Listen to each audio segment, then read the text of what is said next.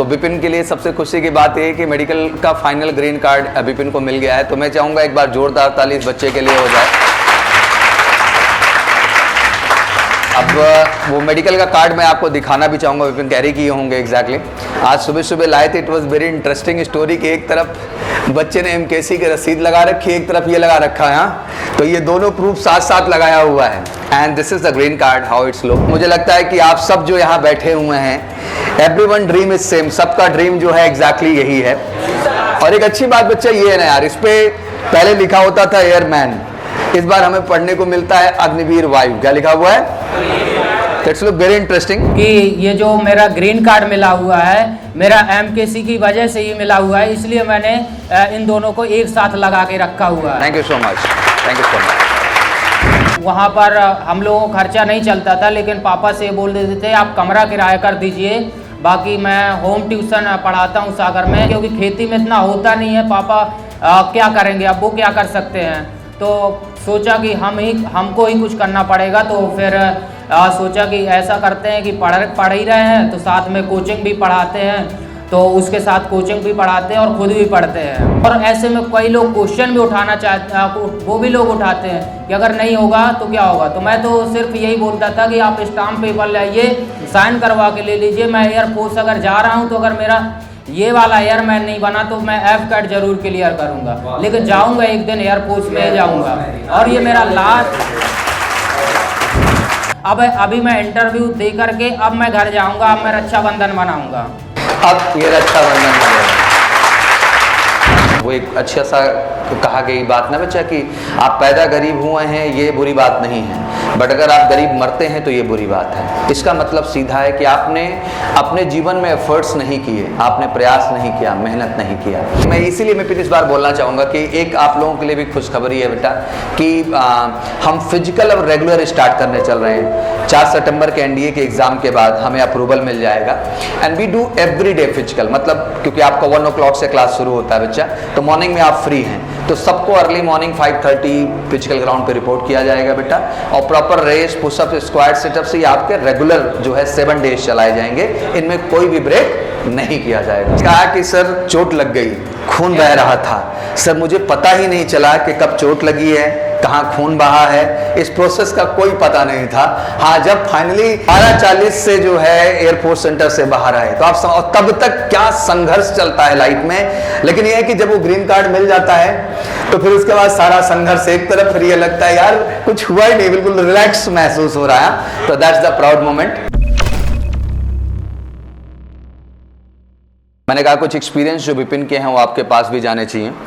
Even मैं continuous मैं interview ले रहा हूँ, अब एक साथ तो पब्लिश नहीं कर सकते हैं, बट कंटिन्यूस अगले 1 महीने तक आप रिजल्ट्स देखते रहेंगे और कुछ ऐसी कहानी सुनने को मिलेंगी, आपको ऐसी चीज़ें मिलेंगी कि दिल से खुद आवाज़ आएगी कि अगर ये कर सकते हैं तो हम भी कर सकते हैं। तो विपिन के लिए सबसे खुशी की बात यह है कि मेडिकल का फाइनल ग्रीन कार्ड विपिन को मिल गया है। तो मैं चाहूँगा एक बार जोरदार ताली इस बच्चे के लिए हो जाए।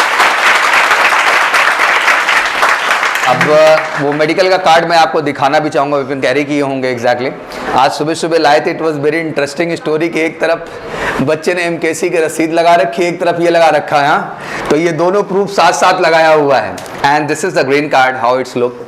इसका रीज़न सर मैं बताना चाहूँगा। इसका रीज़न ये है कि ये जो मेरा ग्रीन कार्ड मिला हुआ है, मेरा एमकेसी की वजह से ही मिला हुआ है, इसलिए मैंने इन दोनों को एक साथ लगा के रखा हुआ है। Thank you so much, thank you so much. मुझे लगता है कि आप सब जो यहाँ बैठे हुए हैं, एवरीवन ड्रीम इज सेम, सबका ड्रीम जो है एग्जैक्टली यही है। और एक अच्छी बात बच्चा ये है ना यार, इस पे पहले लिखा होता था एयरमैन, इस बार हमें पढ़ने को मिलता है अग्निवीर वायु। क्या लिखा हुआ है? It's look very interesting. और ये एक ऐसी चीज है कि मुझे लगता है कि इसको पाने के बाद ये लगता है कि लाइफ अब डन हो गई। हाँ, अब हम उस डेस्टिनेशन पे पहुंचेंगे जहां हमें एग्जैक्टली जाना है। और ये एक अलग खुशी, एक अलग एहसास जब हम एक आम परिवार से आते हैं, मिडिल क्लास परिवार से। मैं शुरू करूंगा विपिन से ही। तो विपिन, बेसिकली आप बताएं कि आप मूलतः कहाँ से बिलोंग करते हैं, किस राज्य, किस जिले और किस गाँव से? मैं एक एमपी के एक छोटे से जिले पन्ना डिस्ट्रिक्ट के एक छोटे से गांव खोरा मछपटिया से बिलोंग करता हूं। और वहां पर कुछ ज़्यादा कुछ इंडस्ट्रियल कुछ डेवलपमेंट नहीं है और बहुत ही पिछड़ा हुआ डिस्ट्रिक्ट है। और मेरा गांव तो बहुत ही मतलब छोटा है और वहाँ पर अभी तक कोई ऐसा मोटिवेशनल के लिए मेरे लिए था नहीं, लेकिन मैं खुद स्ट्रगल किया हूँ और मैं सोचता था कि अगर मैं ये कर जाऊँगा तो शायद मुझे देख करके और लोग भी इंस्पायर हों। और ये सच है कि शायद आप भी ये बात ना समझ पाए, अभी तिनके गांव का नाम भी आप प्रोनाउंसिएट नहीं कर पाएंगे, बड़ा डिफिकल्ट नाम है, हम भी नहीं रट पा रहे हैं। एक बार फिर से गांव का नाम क्या बचा? खोरा मचपटिया। खोरा मचपटिया। तो ये एमपी के लिए भी एक प्राउड मोमेंट है।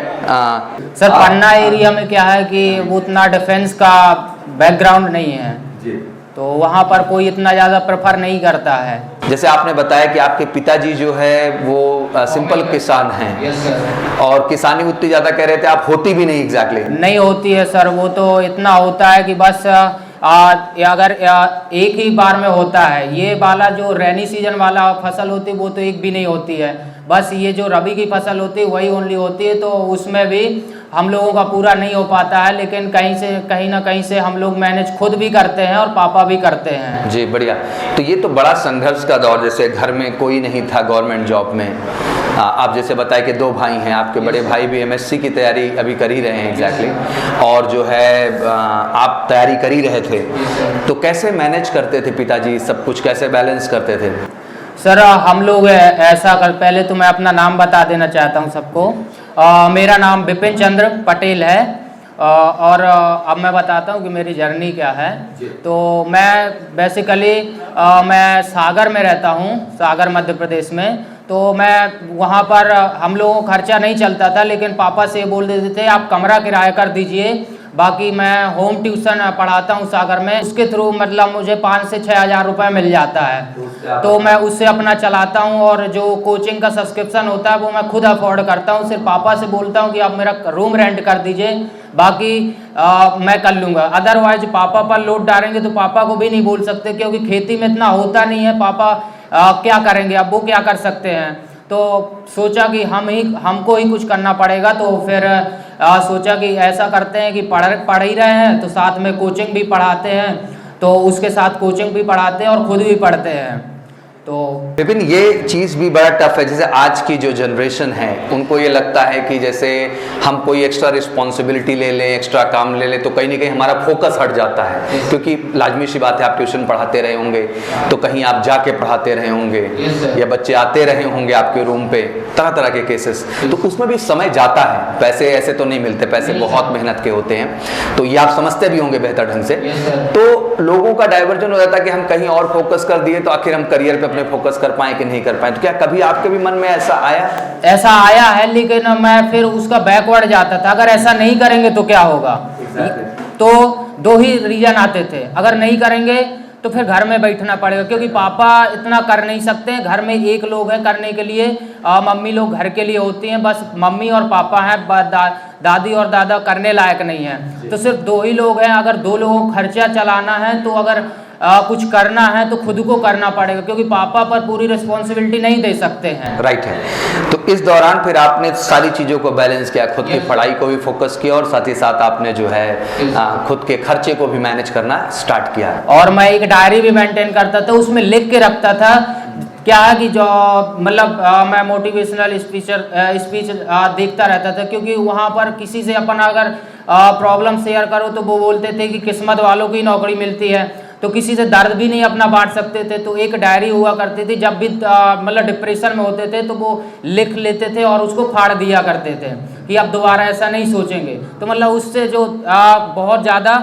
डिप्रेशन कम होता था और मोटिवेशन मिलता था कि अपन को कुछ करना है, कुछ करके दिखाना। अगर आप पापा जैसी ज़िंदगी जी रहे हैं, अगर ऐसी ज़िंदगी जिएंगे तो अगली जो जनरेशन होगी वो भी ऐसी ज़िंदगी काटेंगे और जो क्या हो जाएगा, बहुत डिफ़िकल्ट हो जाएगा। बहुत बढ़िया विपिन। और मुझे लगता है कि हर व्यक्ति को ऐसा सोचना चाहिए जो मिडिल क्लास फैमिली से आते हैं। वो एक अच्छा सा कहा गई बात ना बच्चा कि आप पैदा गरीब हुए हैं ये बुरी बात नहीं है, बट अगर आप गरीब मरते हैं तो ये बुरी बात है। इसका मतलब सीधा है कि आपने अपने जीवन में एफर्ट्स नहीं किए, आपने प्रयास नहीं किया, मेहनत नहीं किया।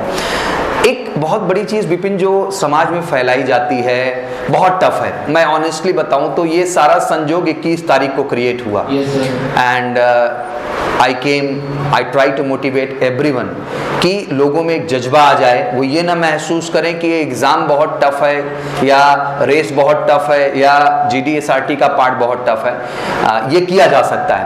Yes sir. बहुत सारे बच्चे, मैं शुक्रगुजार हूँ कि उन्होंने इस बात के लिए बहुत थैंक्स भी किया कि सर हम लोगों में दुगना जोश आया और हम लोग एक नई ऊर्जा के साथ जाके जो है सिलेक्शन सेंटर पे अटैक किए।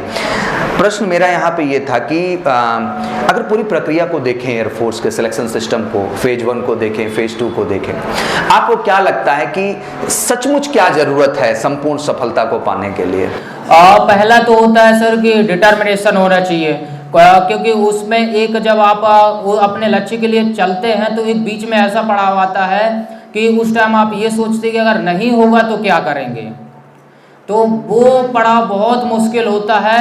और ऐसे में कई लोग क्वेश्चन भी उठाना चाहते, वो भी लोग उठाते हैं कि अगर नहीं होगा तो क्या होगा। तो मैं तो सिर्फ यही बोलता था कि आप स्टाम्प पेपर लाइए, साइन करवा के ले लीजिए। मैं एयरफोर्स अगर जा रहा हूँ तो अगर मेरा ये वाला एयरमैन नहीं बना तो मैं F-कैट जरूर क्लियर करूंगा, लेकिन जाऊंगा एक दिन एयरफोर्स में जाऊंगा। और ये मेरा लास्ट, जैसे जब फेज 1 क्लियर हुआ, कॉन्फिडेंट हुए, फेज 2 के लिए जाना हुआ, तो जैसे कि कम्युनिकेशन एक बड़ा फैक्टर है, बिकॉज GD जैसी एक्टिविटी है एंड कैंडिडेट्स का ज़्यादातर प्रॉब्लम, इवन मैं मैक्सिमम टाइम कहता भी रहता हूँ बेटा कि इस बात को रोने से ज़्यादा ज़रूरी है कि हम उसके लिए एफर्ट करें, खुद इम्प्रूवमेंट करें। तो जैसे मैं आपको भी पर्सनली जान रहा हूँ, मुलाकात भी हुई, तो कम्युनिकेशन उतनी अच्छी नहीं थी, तो कैसे खुद को बिल्डअप किया? मेरा जैसे आया तो मैंने एक भी डिले नहीं किया, क्योंकि मैं कंटिन्यूअस MKC के साथ जुड़ा रहता था और सर के वीडियो तो मैं देखता ही रहता था। जैसे सर का अपडेट आता था कि मतलब सर का 1 तारीख से बैच स्टार्ट हो गया था, लेकिन मैं थोड़ा कॉन्फिडेंट नहीं था, तो मैंने सोचा कि चलो 10 तारीख तक वेट कर लेते हैं। 10 तारीख तक वेट किया, फिर 11 तारीख को मैं घर आया, लेकिन मैंने रक्षाबंधन के लिए दीदी के घर नहीं गया, मैं सीधा वहाँ से बांधा बैग और सीधा MKC चला आया और 12 तारीख को मैंने MKC में ज्वाइन किया। और अभी घर नहीं गया, घर में सिर्फ रुका नहीं हूँ, घर में 1 घंटा भर रुका था, सीधा डायरेक्ट MKC आया हूँ। अभी मैं इंटरव्यू दे करके अब मैं घर जाऊंगा, अब मैं रक्षाबंधन मनाऊंगा। अब ये रक्षाबंधन मनाऊंगा। आई थिंक अभी बहुत छोटी उम्र है बच्चा आपकी, इस छोटी सी उम्र में भी इतनी सिंसियरिटी, बैलेंस, त्याग, यही है जो सफलता का क्या बनता है बच्चा, कारण बनता है। और वाकई में 10 दिन जिस लेवल की मेहनत ये लोग किए हैं, क्योंकि स्टार्टिंग में जैसे आप बता रहे थे कि बिल्कुल बोलने का कॉन्फिडेंस, यस, मैं स्टार्टिंग में जब आया था तो क्योंकि आगे बैठने की हिम्मत नहीं थी, तो मैं वहाँ लास्ट में बैठ गया था जा करके, और वो भी चेयर खत्म हो गई थी तो वो लेकर के बैठ गए थे ताकि सर ना देख पाए, सर की नज़र। और तो पहले दिन तो सर ने GD करवाया तो मतलब ग्रुप में बस बैठ गए, लेकिन कुछ बोल नहीं पा रहे थे क्योंकि सब लोग इंग्लिश बोल रहे थे, लेकिन मैं बोल नहीं पा रहा था। मुझे तो एक दूसरा दिन भी हुआ, दूसरा दिन भी ऐसा लगा, फिर तीसरे दिन लगा मुझे घर जाना चाहिए, लेकिन मैं पापा से क्योंकि जिद करके आया था कि मैं MKC मुझे जाना है, तो मैं जा नहीं सकता था क्योंकि मेरे पास रास्ता नहीं था। अगर घर जाता तो मजाक उड़ाया जाता मेरा। तो मैंने सोचा कि अब चलो, अब जो भी होगा 10 दिन अच्छा बेस्ट देते हैं। फिर मैंने अपने पर ध्यान दिया कि मतलब मैं अभी हेजिटेट हो रहा हूँ, तो मैंने तीसरे दिन सोचा कि मुझे क्या करना है कि अब आगे जा कर के, पहले तो आगे जा कर के बैठना है, और कुछ भी हो, अब सवाल बनता भी हो लेकिन खड़े होकर के पूछना है सर से, ताकि उससे क्या होगा, मेरा हेजिटेशन दूर होगा। और तीसरे दिन थोड़ा बढ़िया माहौल बना, तीसरे दिन मुझे अच्छा महसूस हुआ। चौथे दिन से फिर थोड़ी बहुत अच्छा लगने लगा और फिर मैं थोड़ा बोलने लगा, मतलब GD 2-3 पॉइंट रखने लगा। फिर जैसे मेरा 10वां दिन आया तो मतलब मैं इतना कॉन्फिडेंट हो गया था कि अगर जो मैंने टॉपिक किए अगर वो भी नहीं आया, उससे दूसरा आया, तो मैं इतना कॉन्फिडेंस था कि मैं बोल दूंगा वहाँ पर। और मैंने वही बोला भी, क्योंकि मैं वो टॉपिक करके नहीं गया था, वो दूसरा टॉपिक आया था नॉइज पॉल्यूशन एंड प्रिवेंशन, वो मैंने कहीं ना कहीं फेस किया। और वहाँ पर एयरफोर्स में ऐसे टॉपिक आते हैं जो तुमने ज़िंदगी में कभी ना कभी उस चीज़ से फेस किया होगा। ऐसा नहीं कह सकते कि हमने पढ़ा नहीं है, बस तुम्हें याद नहीं होगा, लेकिन उस कंडीशन से तुम लोग गुजरे होगे।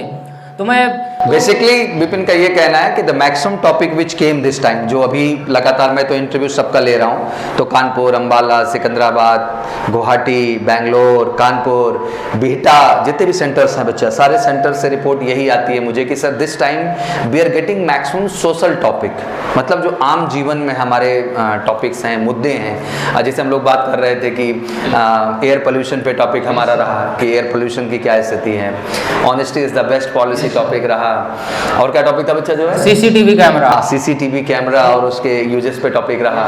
तो इसी तरह के सोशल टॉपिक जो है देखने को इस बार पूरी तरह से वहाँ पे मिले हैं। हर जगह के अलग अलग सेंटर्स के होते हैं, बट इनके यहाँ बेसिकली कानपुर तो काफ़ी अच्छा इस बार टेक्निकली जा रहा है। तो बेसिकली फर्स्ट डे था, 23 तारीख की रिपोर्टिंग थी आपकी। ऑब्वियसली रात भर नींद कहाँ आती है 22 को, तो मतलब ये लगता है कब सुबह होगी। हाँ सर, थोड़ा एक्साइटमेंट रहता है, तो मुझे तो नींद नहीं आई थी, लेकिन सो गए थे बस, लेकिन नींद नहीं आई थी। ये लगा था कि रनिंग कब स्टार्ट हो, रनिंग के लिए इंतजार था मुझे। वो मतलब कहते हैं ना कि आदमी तैयार रहता है मेंटली पूरी तरह से जी।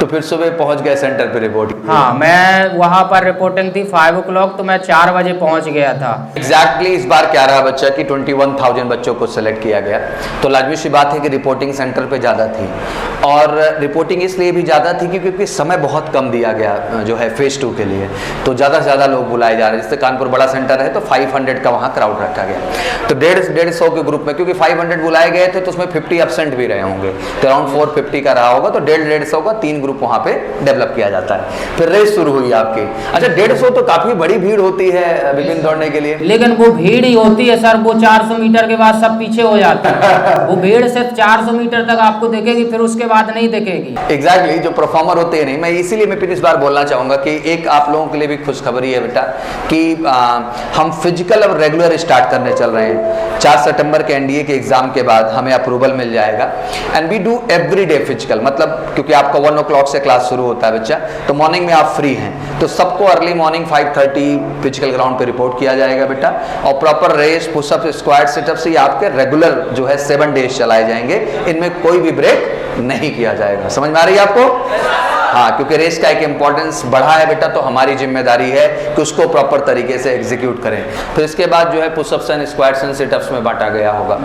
तो इकट्ठा करा है कि 15-15 का ग्रुप बनाया वहाँ? नहीं सर, सभी को एक साथ करवाते हैं। वहाँ पर ग्राउंड उनका बहुत बड़ा है, इतना ही ऑडिटोरियम जैसा हुई होगा, और प्रत्येक लाइन में शायद एक रो 10 की बनती है, 10 कैंडिडेट की, तो उसमें 2 ऐसे मतलब 2 इन्विजिलेटर होते हैं, एक इस साइड होगा, एक इस साइड होगा, तो वो लोग दोनों जज करेंगे, और ज़्यादा अगर हैं इन्विजिलेटर उनके पास तो एक मेडल में भी लगा देते हैं। तो वो बिल्कुल बारीकी से, बहुत बारीकी से चेक करते हैं, जज करते हैं। अगर आपने थोड़ी से भी वहाँ पर अगर होशियारी दिखाने की कोशिश की तो तुरंत आउट कर दिया जाओगे। अगर आपको लगता है कि हमको ऐसे सर जज नहीं कर रहा, तो वो सब लोग देखते रहते उस टाइम पर। और इस बार तो कोई लीनियंसी नहीं थी, मतलब कोई सेकंड चांस का चांस नहीं था, काफी ही स्ट्रिक्ट तरीके से जो है चीजें की गई। कानपुर में सर एक चीज खासियत थी, वहाँ पर इंस्ट्रक्शन बिल्कुल क्लियरली दिए जा रहे थे। अगर वो कोई इंस्ट्रक्शन भी फॉलो कर लेता तो मुझे लगता है कि पुशअप में शायद बाहर नहीं होता। वहाँ पर जब पुशअप की पोजीशन दिलाई जाती थी तो वहाँ पर बोला जाता था कि हम एक बार डेमो दे करके बताएंगे, तो वो लोग डेमो कैसे करना है ये भी बताते थे और कैसे नहीं करना है ये बताते थे, और फिर तीसरी बार में फिर से बताते थे कैसे करना है। क्योंकि क्या होता है, जैसे एक बार बता दिया तो कैंडिडेट भूल जाता है, तो फिर तीसरी बार भी करके बताते कि कैसे करना है। फिर उसके बाद बोलते हैं कि पुशअप पोजीशन लेंगे, और ज़्यादा वहाँ पर होल्ड नहीं करवा रहे थे, क्योंकि मैं गया था तो वहाँ पर 1 मिनट में कंप्लीट करवाते हैं वहाँ पर। एक्चुअली होल्ड से ये मतलब है बच्चा कि जैसे 5 to 10 सेकंड के लिए अफवाह उड़ा दी गई कि पुशअप्स में रोका जा रहा है। 10 सेकंड का होल्ड बहुत बड़ी बात होती है बेटा, आप समझ रहे बात? तो अपने आप में आप समझ सकते हो 100 सेकंड के आसपास तो होल्ड का केस हो गया, जो कि एक बच्चे के लिए इतना आसान टास्क नहीं है, तो इतना होल्ड नहीं होता। जैसे बच्चे ने कहा कि 1 मिनट में ही कंप्लीट हो गए, तो मुझे लगता है कि नॉर्मल 2-3 सेकंड से ज़्यादा, 4 सेकंड से ज़्यादा होल्ड का कॉन्सेप्ट नहीं था। ये टास्क कंप्लीट होने के बाद फिर आप लोग एसआरटी के लिए पहुंचे? नहीं सर, अभी 2 और बचे हुए हैं। अच्छा, अभी क्या हुआ, सेटअप अब बाकी है, तो 10 सेटअप होते हैं, फिर उसके बाद 20 स्क्वाट होते हैं। तो इस बार सेटअप कई अलग अलग जगह पर अलग अलग करवाते हैं, लेकिन मेरे इधर क्या था कि दोनों पैर फोल्ड करके, दोनों हाथ खोल करके, वो उनको क्या करना था, टो में टच करना था। तो वो वाला फोल्ड था, दोनों हाथ फोल्ड था और उसको टो, ऐसे करके, अच्छा हाथ पीछे था, फिर फाइनली उसको टो पे, हाँ टो पर टच करना था। और फिर 20 स्क्वाट करवाते हैं, तो स्क्वाट भी उसका डेमो हर चीज़ का दिया जाता है कि कैसे करना है कैसे नहीं करना। तो क्या करना है, किसी दूसरे से बात करने से अच्छा है कि उनके क्लियरली इंस्ट्रक्शन सुनना जरूरी होता है। अगर आप इंस्ट्रक्शन नहीं सुनेंगे तो मुझे लगता है कि आप डिस्क्वालीफाइड किए जा सकते हैं। और वहाँ पर अगर कोई एक दूसरे से डिस्कस करते हुए भी पाया गया पीएफटी के दौरान, तो वो तुरंत डिस्क्वालीफाई कर देते, वहाँ पर दूसरा चांस देते ही नहीं है कि आप ये करिए, मतलब जो परफॉर्मेंस कर रहे हैं वो करिए। और ये चीज़ बहुत अहम है, ये आपको भी बाई नेचर डेवलप करना है बेटा, कि कभी भी आपस में कन्वर्सेशन करें ही ना किसी भी दौरान, नहीं तो खाम खा आप सफल होते हुए भी आप क्या हो जाएंगे, वहाँ पे ब्रेक हो जाएंगे। और बिल्कुल नहीं टॉलरेट करते इस बात को, क्योंकि जब एक बार इंस्ट्रक्शंस मिल गया कि आप कीप क्वाइट रहें और प्रोसेस करें, तो मुझे लगता है कि डिसिप्लिन फैक्टर को मेंटेन करना तो पहली चीज़ है फौज के अंदर जो जरूरी है। इसके बाद फिर आप एसआरटी पे पहुंचते हैं। यस सर, ये एसआरटी में पहुंचते उससे पहले क्या होगा, 10th की मार्कशीट और 12th की मार्कशीट को क्या वेरिफिकेशन के लिए ले जाते हैं, तो उसको स्टेपल करवाते हैं। जिसका पासिंग सर्टिफिकेट होता है वो लेते हैं, तो जिसका होता है सीबीएसई वालों का शायद होता है तो उनका लेते हैं। फिर उसके लिए जब ये हो जाएगा, डॉक्यूमेंट सारे सबमिट हो जाएंगे, तो उसके बाद रूम में बैठा देंगे, सभी लोगों को एक साथ बैठाते हैं। अब बैठाएंगे चेस्ट नंबर के अकॉर्डिंग। अभी तक चल रहा था रैंडमली चल रहा था, कोई भी चेस्ट नंबर कहीं भी जा सकता है, लेकिन जैसे ही एसआरटी आता है तो सबको अब चेस्ट नंबर के सीक्वेंस वाइज बैठाया जाता है।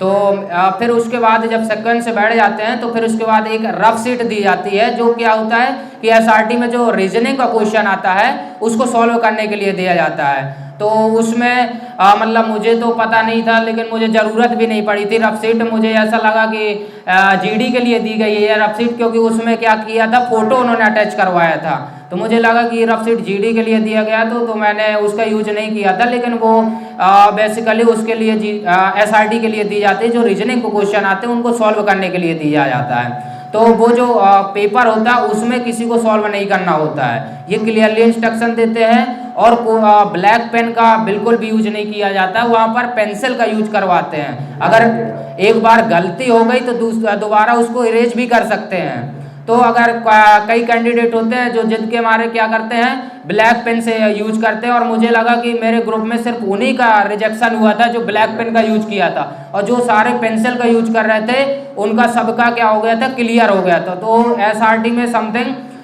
15 कैंडिडेट आउट हुए थे मेरे ग्रुप से।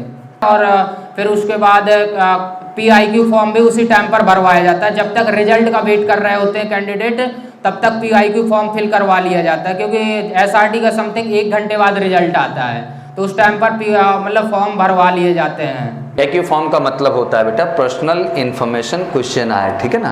तो आपसे जुड़ी हुई बहुत सारी डिटेल, बहुत सारी इन्फॉर्मेशन वो फिल की जाती है। और ड्यूरिंग जीडी जो ऑफिसर्स होते हैं उनके पास आपके PIQ फॉर्म होते हैं, या वो स्टडी करके ही बैठे होते हैं एग्जैक्टली, क्योंकि ड्यूरिंग जीडी जहां आपके एक्सप्रेशंस को देखा जाता है, उतना ही आपकी पर्सनैलिटी को भी क्या किया जाता है, जज किया जाता है कि कॉन्फिडेंट है कि नहीं है, हेजिटेशन तो नहीं है, लीडरशिप है कि नहीं, सेंसिबिलिटी है कि नहीं, सारे प्रॉस्पेक्ट का वो ध्यान देते हैं। तो इस प्रक्रिया के बाद फिर जीडी में आपने कहा कि आपका लास्ट ग्रुप था। यस सर, मैं इससे पहले थोड़ा एसआरटी में बताना चाहूँगा कि सभी लोग ध्यान दें कि मतलब अपना जो फोटो कॉपी है जेरोक्स कॉपी लेकर के जाएं, क्योंकि वहाँ पर कई कैंडिडेट ऐसे आते हैं कि जेरोक्स कॉपी लेकर के नहीं जाते हैं, तो वहाँ कर दी जाती है, लेकिन नेगेटिव पॉइंट ऑफिसर बहुत नाराज होते हैं, तो उससे कहीं ना कहीं ऑफिसर पर नेगेटिव पॉइंट बनता है। और इस बार तो क्या किया था ऑफिसर ने, वहाँ के जो एसेसर थे उन्होंने चेस्ट नंबर भी वो करवा लिए थे, राइट डाउन करवा लिए थे कि जो जो नहीं लाया उनका चेस्ट नंबर राइट डाउन करिए। तो ये एक नेगेटिव पॉइंट बनता है, उनकी नज़रों में आ जाता है वो कैंडिडेट। अगर उसने थोड़ा बहुत मिस्टेक किया जीडी में तो सीधा आउट कर देते हैं उसको। तो इसलिए पूरा इंस्ट्रक्शन क्लियरली, एक तो अगर आप यहाँ के स्टूडेंट हैं तो आपको बता दिया जाएगा, पहले बता दिया जाता है क्या क्या डॉक्यूमेंट्स ले जाना है, तो वो सारे डॉक्यूमेंट्स और जेरोक्स कॉपी एक्स्ट्रा लेकर के जाएं, कम है ना। और जितने भी सर्टिफिकेट हैं आपके एक्स्ट्रा सर्टिफिकेट स्पोर्ट वाले, वो सबकी जेरोक्स कॉपी और ड्राइविंग लाइसेंस वगैरह है तो उसकी भी फोटो कॉपी लेकर के जाएं। कोई भी फोटोकॉपी मिस ना करे, क्योंकि उससे नेगेटिव पॉइंट बनता है एसेसर पर। और सारे डॉक्यूमेंट्स ओरिजिनल लेके जाना है, 10th 12th की मार्कशीट, आधार कार्ड, ये ओरिजिनल लेकर के जाना है। और इसका जेरोक्स कॉपी से काम नहीं चलता, वहाँ पर ओरिजिनल ही चाहिए होता है ये दोनों वेरिफिकेशन के लिए। तो ध्यान रखिएगा, ओरिजिनल भी कैरी करना और आपको क्या लेना है बेटा, फोटोस्टेट। वैसे लगातार जब डॉक्यूमेंट्स की ज़रूरत होती है तो मैं आपको बताता ही रहता हूँ यूट्यूब के माध्यम से कि डॉक्यूमेंटेशन में क्या क्या रिक्वायर्ड है। Okay, now let's come to the GD round. अब जीडी जो है अहम फेज आ चुका है। कितने कितने का ग्रुप बना था आप लोगों का? सर वहाँ पर एक तो कैंडिडेट पर भी डिपेंड करता है, लेकिन हम लोगों का जो ग्रुप बना था 18 कैंडिडेट का ग्रुप बना था एक। अब तो ये फाइनल स्टेज है, अगर इसमें हो गया तो सारी जंग क्या हो गई, जीत ली गई ओवरऑल। तो बेसिकली फिर जीडी सेशन शुरू हुआ। जीडी का फॉर्मेट थोड़ा सा एलेबोरेट करें बच्चों को तेजी के साथ कि क्या क्या रहा पूरा का पूरा, ये जाने। पहले तो वहाँ पर क्या होता है कि तुमको 2 कॉपी प्रोवाइड की जाती है, एक रफ सीट प्रोवाइड की जाती है, एक फाइनल सीट प्रोवाइड की जाती है। कोशिश यही करें कि जब नरेशन स्टार्ट होता है तो नरेशन अच्छा दे, इंट्रो अच्छा दे।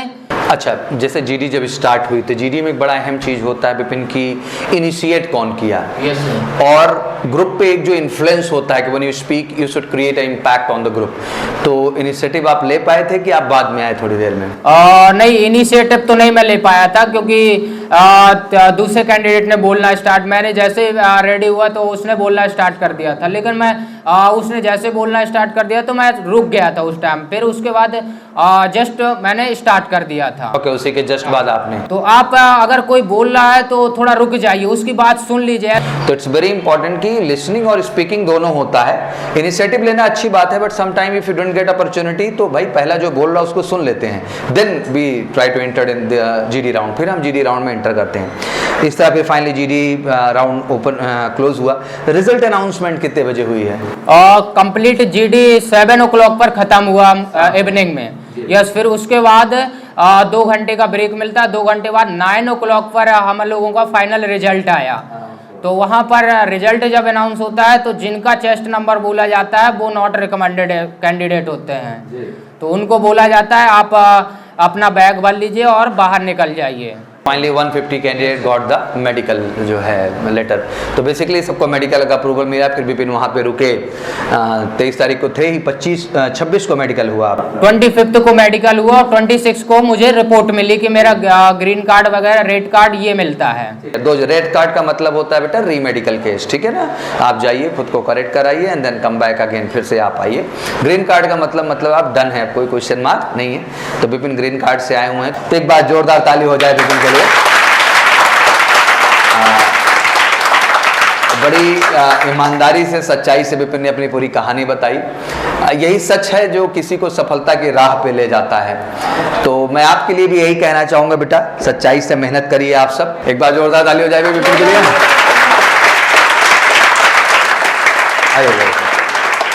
एक फोटो सेशन हो जाए बच्चे के साथ, समथिंग वेरी मेमोरेबल। देखिए जी, हमारा तो हमेशा मानना होता तीनों ही हो, आर्मी भी है, एयरफोर्स भी है और नेवी भी है। कहा कि सर चोट लग गई, खून बह रहा था, सर मुझे पता ही नहीं चला कि कब चोट लगी है, कहाँ खून बहा है, इस प्रोसेस का कोई पता नहीं था। हाँ, जब फाइनली कहते सुबह सोचो 4 बजे से, शायद ये तुमको सुनने में आसान लग रहा हो, अभी 12 बजे क्लास में आए हो, 1 बजे के बाद हड़बड़ाहट शुरू हो जाती, 4 बजे के बाद। सुबह 4 बजे से रात भर सोए नहीं है, ट्रेवल करके गए हैं। उसके बाद रात के 12 बजे निकले। कितने बजे निकले वहां से फाइनली? सर 12:40 पे निकले। 12:40 से जो है एयरफोर्स सेंटर से बाहर आए। तो आप तब तक क्या संघर्ष चलता है लाइफ में। लेकिन यह है कि जब वो ग्रीन कार्ड मिल जाता है तो फिर उसके बाद सारा संघर्ष एक तरफ, फिर ये लगता है यार कुछ हुआ ही नहीं, बिल्कुल रिलैक्स महसूस हो रहा है। तो दैट्स द प्राउड मोमेंट। तो हर स्टेप एक अलग खुशी है, अलग एहसास देता है। आज इनके पिताजी बहुत गर्व महसूस कर रहे हैं, क्योंकि बहुत संघर्ष से जो है इनको पाला पोसा है उन्होंने और सपोर्ट किया है। तो आप सब भी उसी संघर्ष से जुड़े हुए परिवार से हैं, वैसे ही मेहनत करना और चीजों को बेहतर करना है। Thank you so much Vipin and wish you बेटा good luck in the life. सबका आशीर्वाद और दुआएं हैं आपके लिए ढेर सारी, और ऐसे ही जोश, ऐसे ही जज्बा बनाए रखिए। और आप मिसाल हैं, इन सब के लिए प्रेरणा है बेटा, क्योंकि ऐसे ही हजारों हजार बच्चे आपसे मोटिवेट होंगे, इंस्पायर होंगे और वो भी कर दिखाएंगे फाइनली इंडियन एयरफोर्स को ज्वाइन करने का सपना पूरा। चलिए, thank you so much and finally for all of you 1 2 3 thank you very much.